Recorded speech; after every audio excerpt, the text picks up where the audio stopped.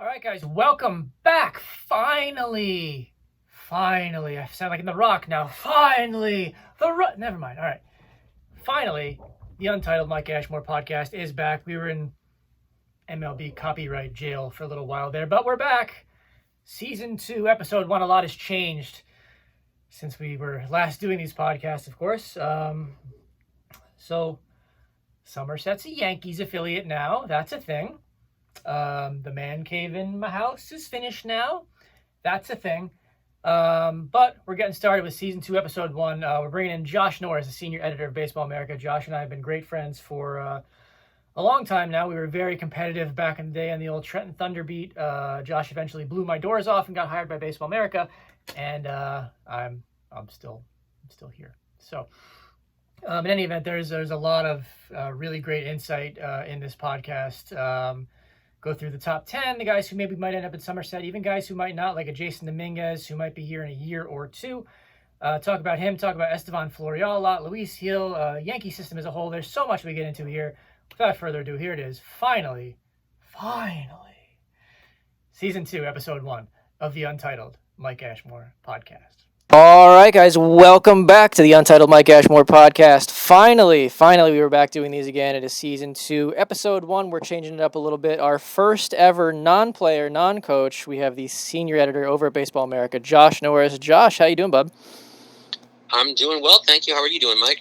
Doing good, my friend, doing good. It's been a little while since we were able to catch up. This is nice. We used to cover the old Trenton Thunder back together in the day, so I know we got to see each other every day back then, not so much now, but I guess what has the time been like over at good old fancy Baseball America these days?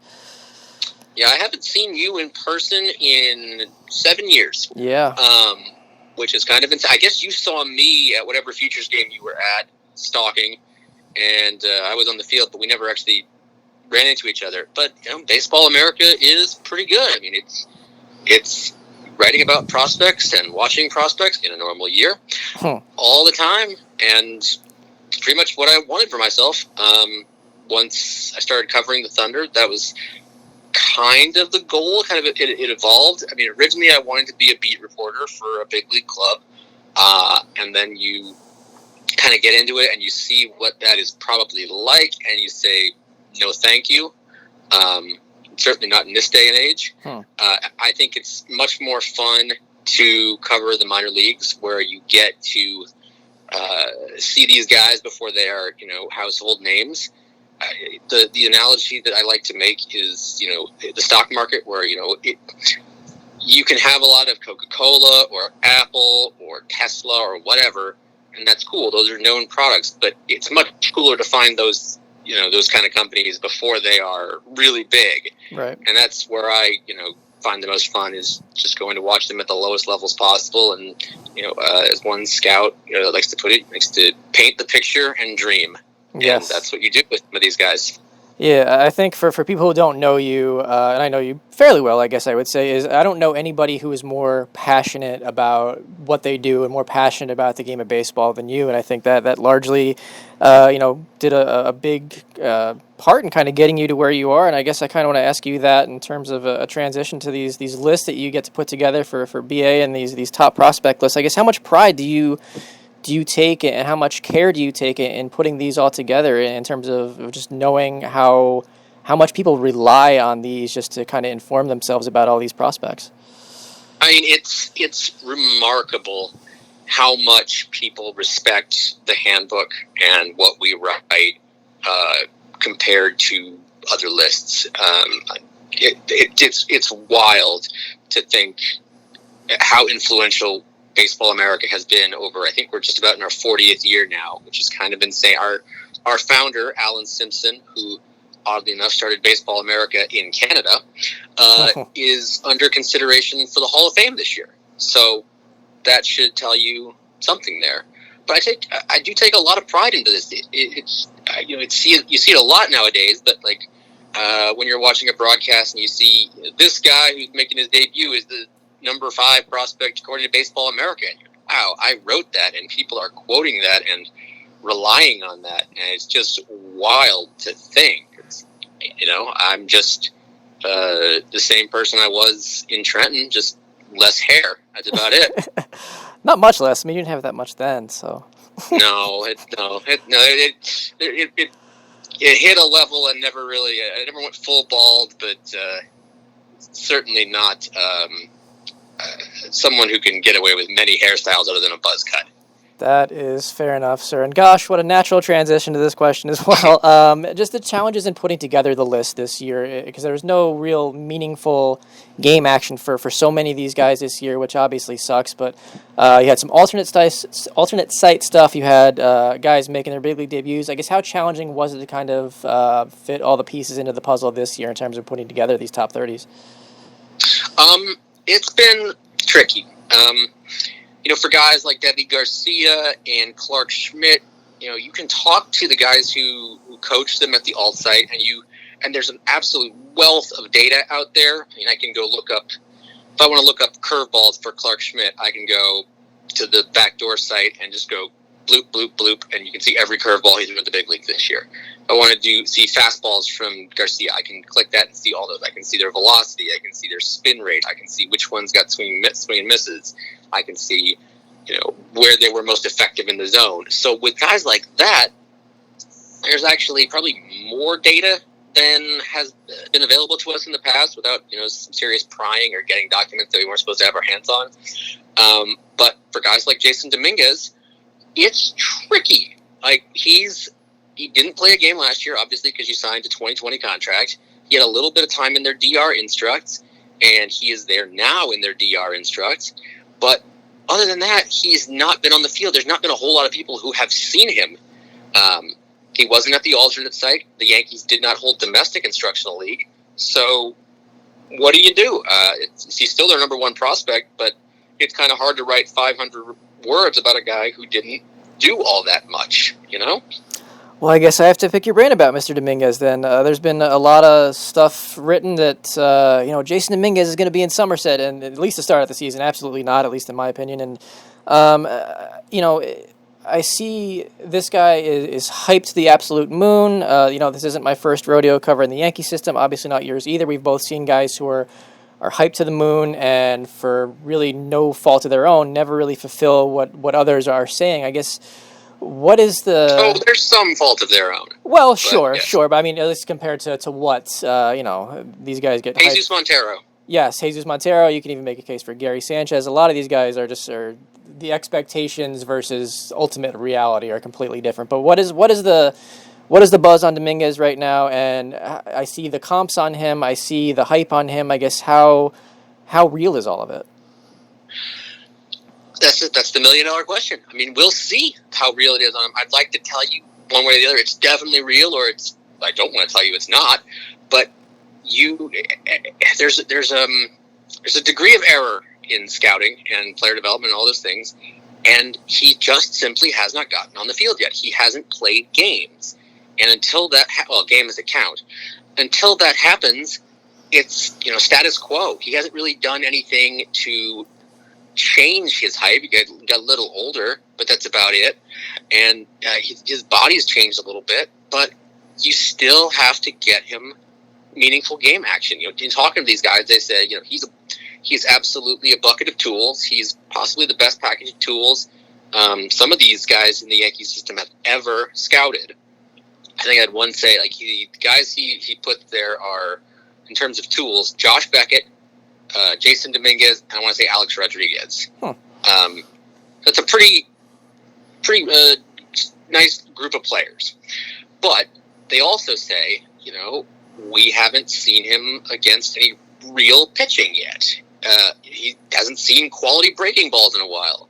He's hit a bunch of fastballs. So until he gets even to the Dominican Summer League or the GCL, it's just going to be hype. It's a ceiling as high as I've seen in 7 years being at Baseball America. I think I am the longest tenured Yankees chapter writer in the history of the handbook, which is kind of insane to me. But he's spoken in reverent tones, I guess you put it. The hype is so very, very, very high. And whenever he debuts, wherever he debuts next year, I'm guessing there are going to be a lot of evaluators there and a lot of fans really curious to see him. I bet you he's going to be one of those guys that the autograph connoisseurs are going to be lining up for to the moon. Although I will say COVID may play a part in that kind of not being as saturated as it usually is. But he's going to be one of the most talked about prospects in the minor leagues whenever we get back to playing baseball in the minor leagues. Yeah, let's just say that Somerset is not used to autograph hounds hanging outside of the players' entrance, as was the case in Trenton during the duration of our stay. But I guess, how realistic is it? The kid's going to be 18 years old through the duration of the 2021 season. It doesn't matter what I say, is there any chance at all, do you think he could sniff Bridgewater, New Jersey at any point this year? I think the only way he's going to get to Somerset is if he buys a ticket. To be quite honest, this year, to be clear. Sure. Because the season is almost certainly not going to start on time at affiliates.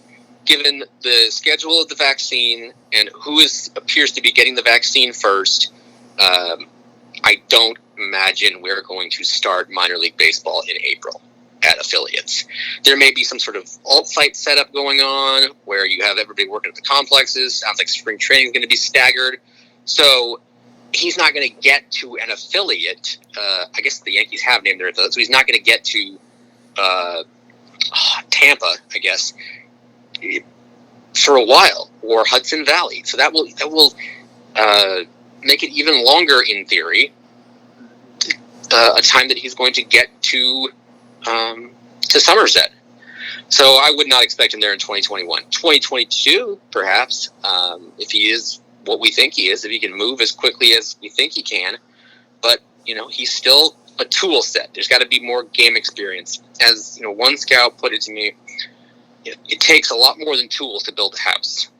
And we're going to find out how good of a carpenter he is, I guess. Yes, that is certainly one way to put it. Just kind of going through your top 10 here. I know the top 30 is going to be revealed when the actual handbook comes out itself, but no chance we see David Garcia in Somerset. No chance we see a 25-year-old Clark Schmidt in Somerset. But Luis Gil is a really intriguing guy. I think people who follow me on Twitter know I probably own every Bowman's Best autograph that was ever printed of this guy. But what's the word on him? Your number 4 prospect for the Yankees. I hear command is kind of a bit of a bugaboo for him. I guess what is the word on him?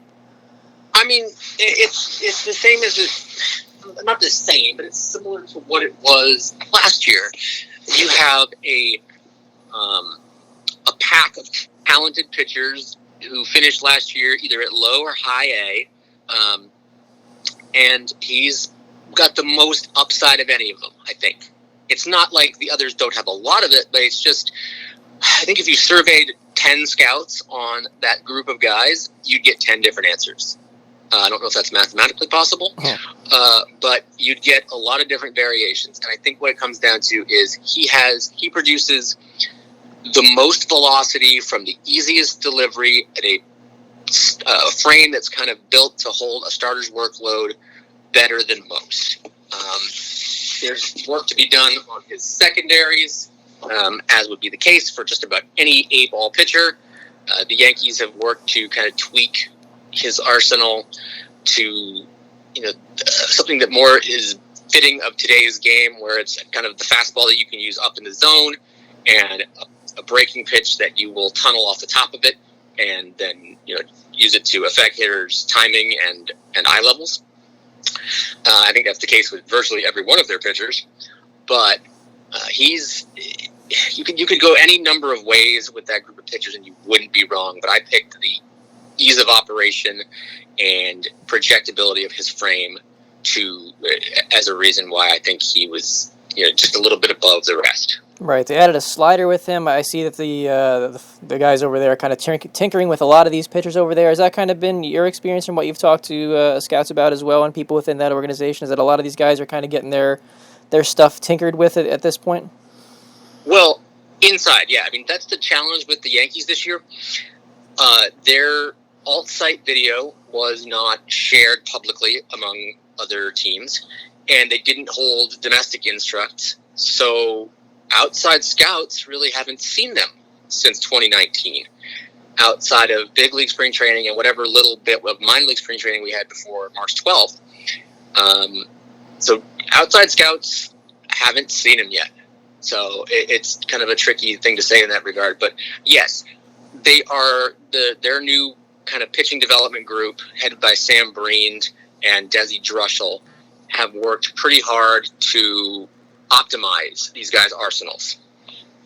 And it's a theme throughout their organization with most every one of their pitchers.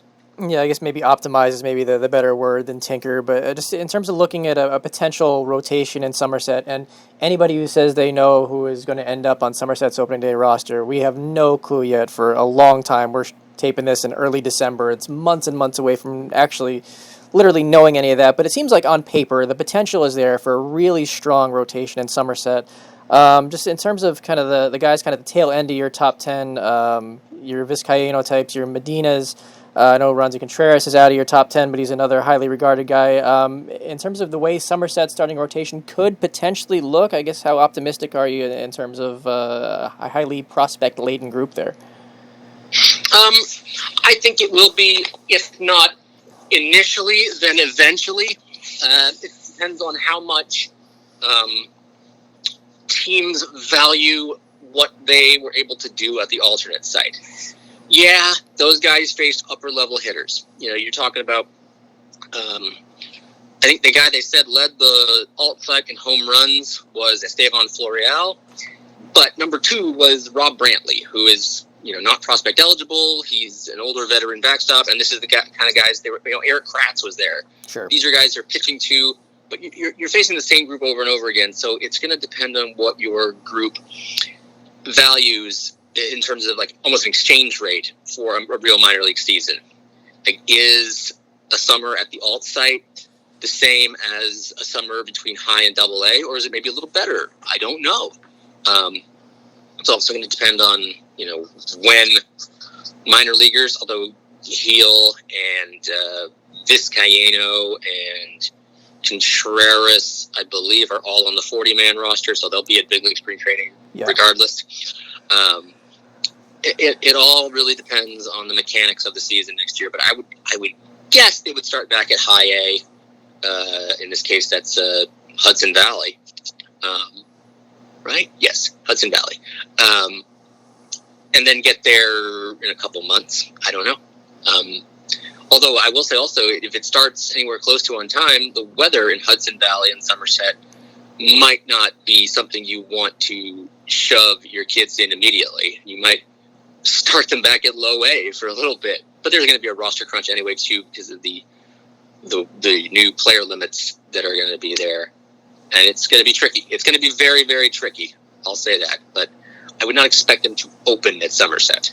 Fair enough. I guess maybe the one guy I wanted to kind of focus on with you who could potentially get there this year would be Luis Medina. I see that you guys, and you in particular, are very high on him.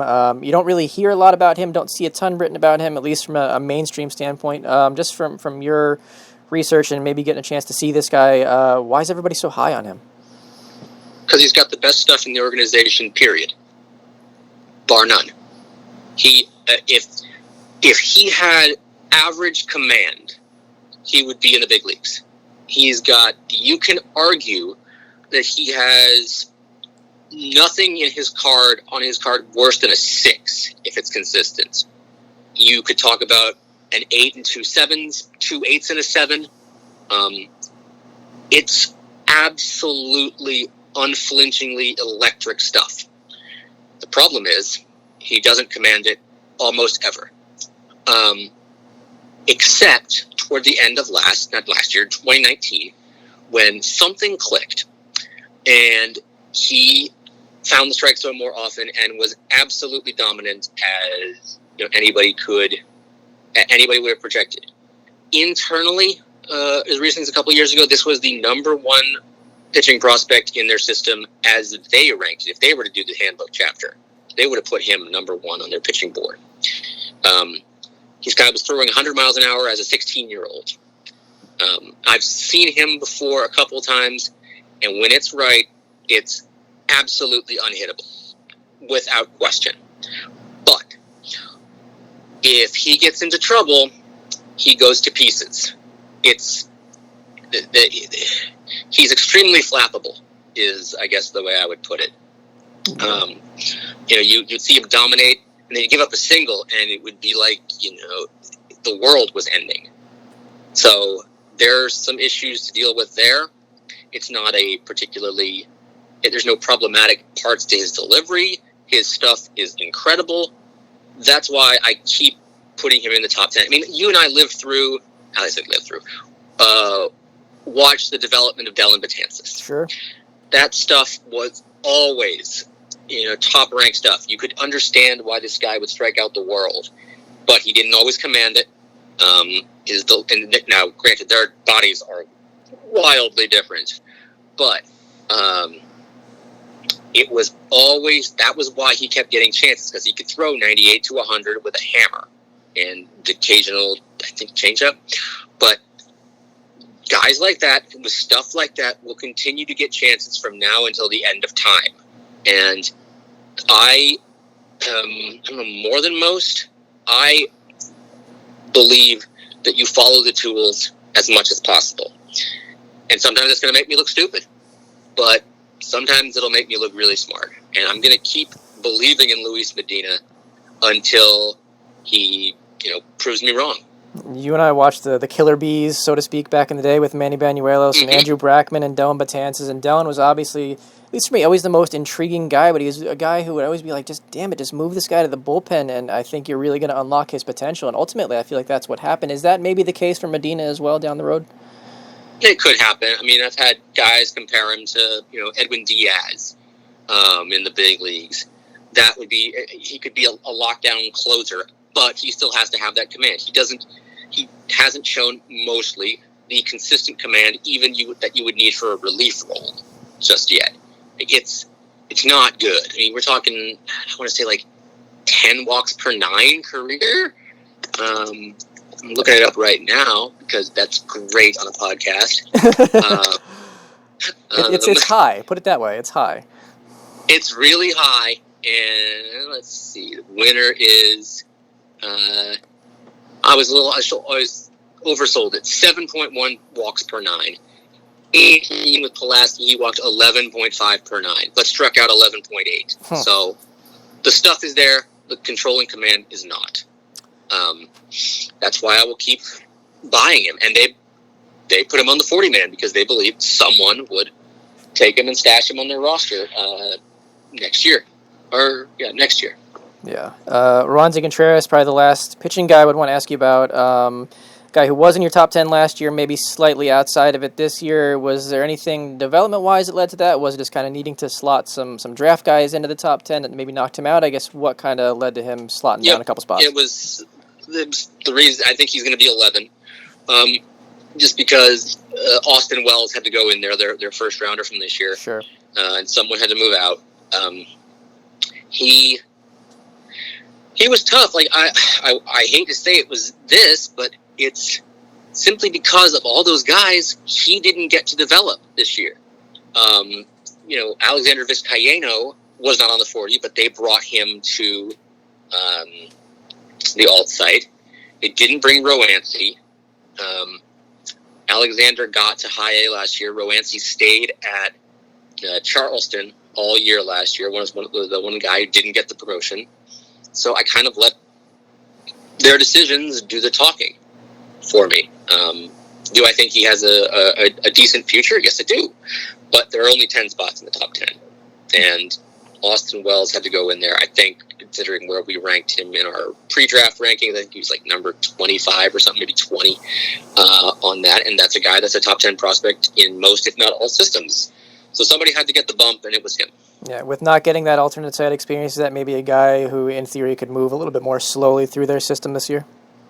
Yeah, and it was kind of a double-edged sword, too, when he got added to the 40-man. On the one hand, you get the 40-man protection, you get the 40-man salary, but he was slated to go to the Dominican Instructional League program, but 40-man players are not allowed on the Instructional League, so he had to turn right around, and he didn't get any time to develop at that either. So the only time he really got in front of coaches that wasn't on Zoom was the little bit of minor league spring training he had, and whenever he showed up to Tampa. And that's pretty much it. Other than that, he's been working on Zoom with some of their minor league coaches. Certainly not ideal there. The last top 10 guy I would want to ask you about is just Oswald Peraza. I know there's a lot of talk up here about Anthony Volpe. He's probably a little ways away from actually getting to Somerset. In terms of Peraza, is there any chance maybe we could see him up here this year, do you think? No, I don't think so. Another guy who didn't really get a chance to develop. Yeah. Another guy who got added to the 40 and doesn't get to participate in Instructional League because of that. So he's behind the 8 ball in terms of development. He's a talented shortstop. They believe in him offensively. They're very high on him, but yeah, he got a little bit of time at low A, which was impressive. But he's got stuff to do. It's going to be a slower track for him, just because he missed out on a year, like so many minor leaguers missed out on an entire year of development, and it stinks for most of them. Yeah. Garrett Whitlock is a guy who missed some time for some other reasons, went down due to injury. Rule 5 draft is coming up. He will most likely get taken if the Yankees do lose him. I guess first off, what are they losing? And if he does get returned, is that potentially another guy who maybe we could see kind of fill in that Somerset starting rotation, maybe to start out the year while maybe some of these more inexperienced guys are back in either low A or high A? It's interesting. I think he might be too advanced for Somerset. Because he was at Double A last year. Yeah. I actually saw him when I went up to see, the last time I was ever in Trenton for an affiliate game, apparently. I went up to see Casey Mize and Matt Manning, and it happened to be Whitlock and Nick Nelson in those games. And Whitlock, I want to say, was up to 98 that day with a pretty decent slider, if I remember correctly. I'm trying to go off memory here. But as our J.J. Cooper posted, he's getting some buzz as a guy who might get taken in the Rule 5. He's throwing DPs and stuff. Looks like the setting here is in Tampa. So he could be an interesting bullpen guy. He's a guy who took a big step forward from 18 to 19 and kind of jumped on some radars. Their pitching development program was really, really good and still is really, really good, although it hasn't gotten to really show itself this year. He would be an interesting name, but I wonder if they took him and returned him, he might just go to Scranton instead of Somerset. Gotcha. I think just the last thing I would have for you is obviously there's so much focus on the top 10 when it comes out and even the top 30 when the handbook comes out, but just maybe some guys outside of that top 10 and maybe off the list altogether who maybe off the top of your head you think would potentially have a chance to slot in up here in Jersey this year. Oh boy, you're putting me on the spot here. Let me see what I have. Florial. There, that one should be there. Esteban Florial, he had a couple games in the playoffs with Trenton a few years ago, but he has had enough injuries that he has not really gotten officially to Double A. I thought it was really interesting. He was the untouchable piece in the Sonny Gray trade a few years ago, and as it would happen, the three or four guys the Yankees did trade to the A's all made it to the big leagues before Florial made it officially to Double A, which is kind of mind-blowing to think about. Yeah. But he's a talented center fielder. He's got some raw juice in there. Needs to fix his in-zone swing and miss, but he's had some bad luck with hand-wrist breaks over the last couple of years. Like I said earlier in the podcast, he led the team at the All-Site with, I think it was 8 bombs. And got his big league debut and got a hit. So he got to the big leagues before he officially got to Double A. Who else here would I look at? I don't think these guys will get there. Josh Smith might be a guy who's there. A little older, polished guy out of LSU who might move quickly simply because LSU is a really good baseball school and it will give him the ability to move pretty quickly and fit right in with more advanced players. So he would be a kind of guy up the middle instead of or before Peraza and or Volpe get there. Kanan Smith might be a guy who would get there maybe in the second half. Dude can hit. He can hit for average. He can hit for power. He needs to work on his defense in the outfield, but dude produces some of the best exit velocities in that system. I might also look for a guy like Brandon Lockridge, who I think was an 8th rounder a couple of years ago out of Troy. He reminds me a little bit of kind of a Dustin Fowler type, who was in there, was part of that Sonny Gray trade. That guy who, for whatever reason, does not get the plaudits that he deserves, but can play baseball. He can absolutely play baseball, and he's got louder tools than you might think. But for whatever reason, he's not super high on big league or on prospect radars. Let's see. Who else might be in here? I think that might be it. As far as like the big names going from Tampa to Somerset in 2021, whenever it does start. So we'll see. But those are some guys to watch, I would think. I think just the last thing I would have, and I know I said that in my last question, but you brought up Florial, and this is a guy who had a lot of hype around him over the past couple of years. Doesn't really seem like the production has really matched that. I know you talked about the injuries and stuff like that, but 23, likely heading to Double-A for the first time. Is it kind of a make or break kind of year for him? Do you think in terms of his prospect status, prospect stock in the organization? I think that might be the case, but it's so hard to say. Like we said, he had a bunch of injury breaks. He had a bunch of injuries.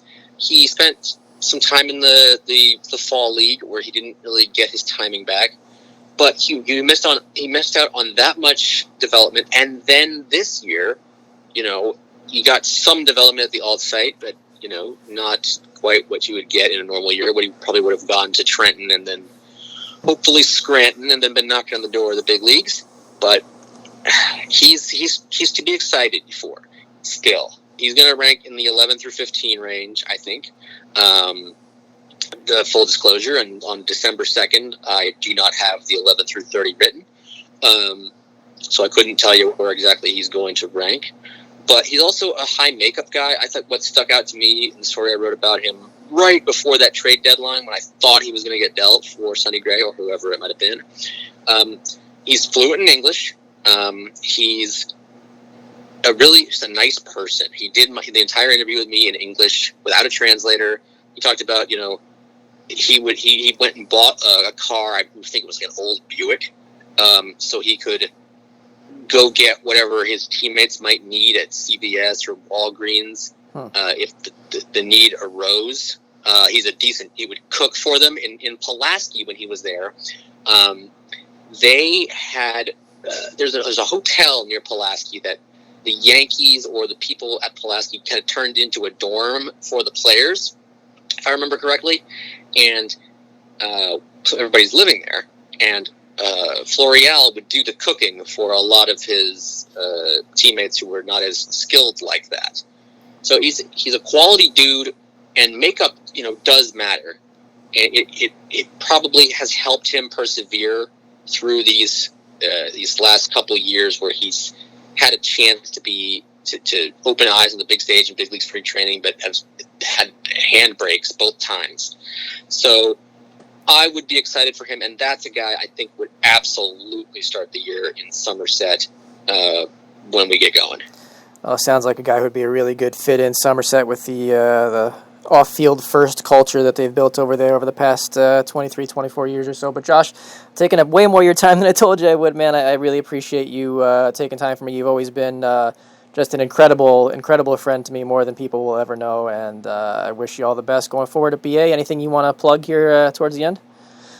The handbook, that's a pretty good product that we have. So one question people have asked me, scouts and fans or whatever, is, how are you doing this year? What's your book going to look like if there's no minor league season? Well, because we at Baseball America are kind of insane. We have actually gone bigger than we have in past years. All 30 players in each team's top 30 are going to have their 5 tools ranked Usually that's just been the top 10. And we're going, I think, 10 more per system. So it's not going to be full reps for those guys, but 31 through 40 will get, a couple sentences about, hey, these are guys you should watch, because there are some guys that, they might not be huge prospects, but they have intriguing pieces that might make them part of a big league puzzle. As a manager that you and I covered used to say, every one of these guys has big league tools. It's a matter of putting it together. And some of these guys have one or two big league tools that will be effective in certain spots, but might not make them, say, a perfect prospect, as it were. I'm trying to think of an example of a guy like that. And just, think about your high-end your upper-level relievers who might not have the highest ceiling in the world, but could be out of could pitch some innings in the big leagues, and that's more than a lot of guys can say. Sure, yeah. As you and I have talked about quite a bit, the first thing I would do every off season when that handbook would come out was run to the bookstore with my dad and pick up a copy. So hope everybody does the same. It's always a treasure trove of knowledge, just like yourself. And like I said, man, I really appreciate this. Appreciate everything on and off the field. And hopefully this new affiliation in Somerset will get you back up here. You always have a place to stay if you need it, man. So. Yep. Thank you very much, Mike. I really appreciate it. All right. Thanks, Josh. All right, guys. Hope you enjoyed that one. Plenty more to come here in season 2. We don't really have anything lined up yet. We're working on it. This one was kind of an impromptu thing that we managed to pull off, barking dogs aside. And stay tuned for more on the Untitled Mike Ashmore podcast. Bailey, you agree? All right, good talk. See you out there.